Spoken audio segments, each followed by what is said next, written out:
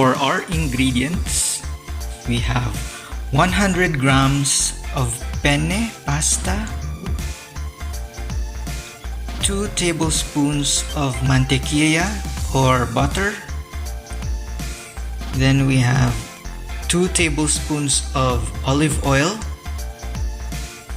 salt and pepper to taste, then 1 cup of our nata or our all-purpose cream,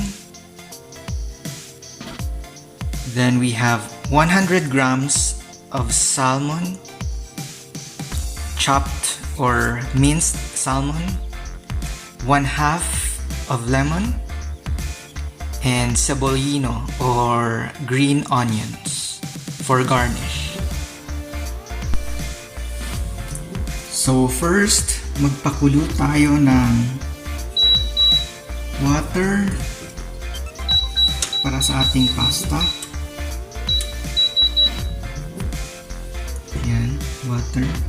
Then, we will prepare our sauce. Painitin natin yung kawali ng medium heat. Tapos lagay natin yung olive oil.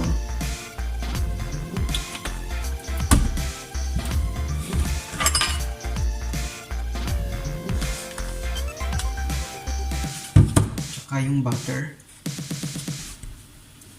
Hayaan nating mag-melt yung butter.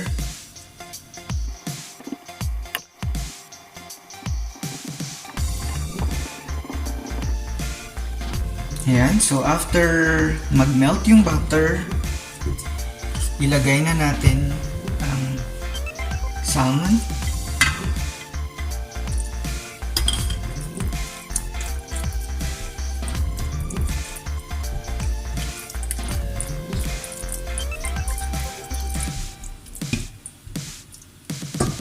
Then let's add pepper.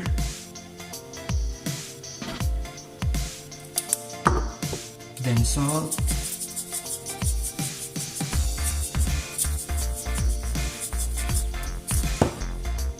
Saka yung ating lemon.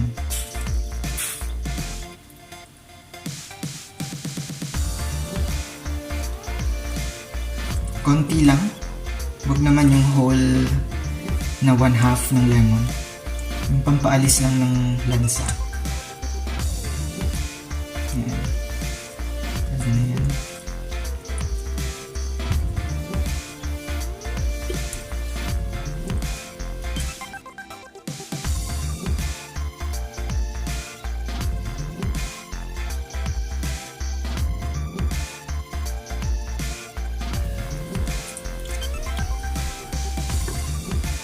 Once naluto na yung ating salmon, lagyan na natin ng nata or cream.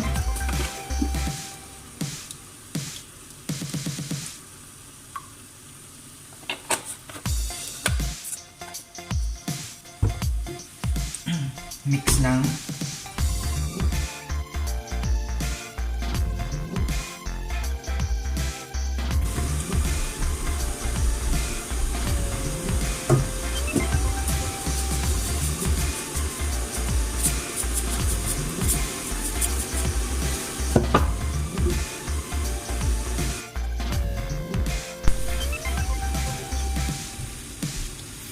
Ayan, pag kumulo na yung tubig natin, lagyan natin ng salt, yung water.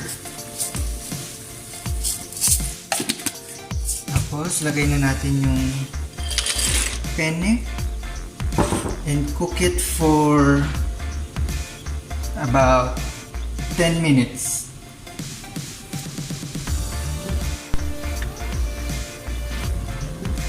So if you like cheese, it's optional na maglagay ng parmesan. So since gusto ko ng parmesan, maglalagay ako para mag-melt siya sa ating sauce. Haluin lang natin para mag-melt ang cheese.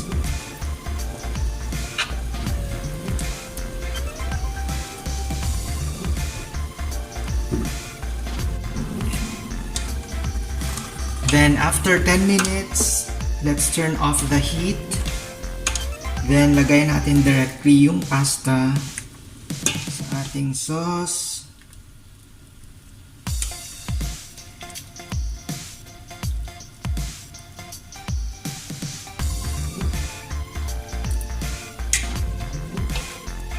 Pwede nyo ring i-strainer.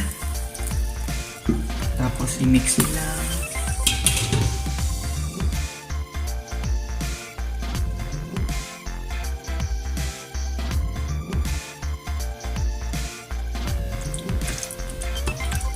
Ayan. Tapos i-transfer lang natin sa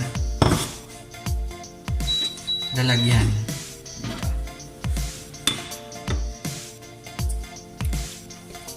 Sa ating plate.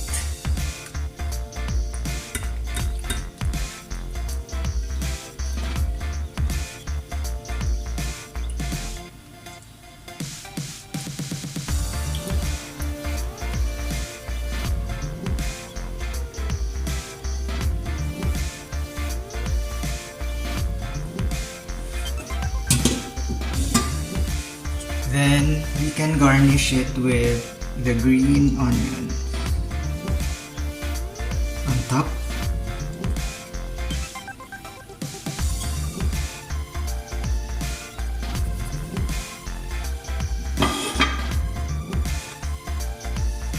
Finished product.